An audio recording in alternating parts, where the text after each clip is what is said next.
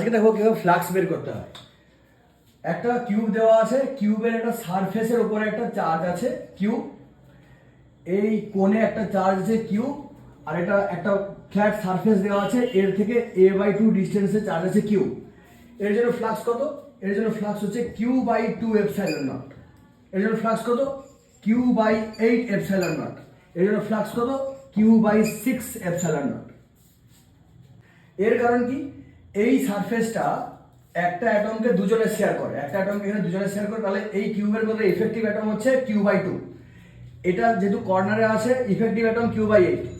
এটাকে যদি আমরা বেসিক্যালি একটা কিউবে কনভার্ট করি, এটাকে যদি আমরা একটা বেসিক্যালি কিউবে কনভার্ট করি, তাহলে এই টোটাল নাম্বার অফ সারফেস কত? টোটাল নাম্বার অফ সারফেস হচ্ছে 6, তাই q/6 epsilon naught. For details এক্সপ্লেনেশনের জন্য চ্যানেল ফলো করো। Thank you.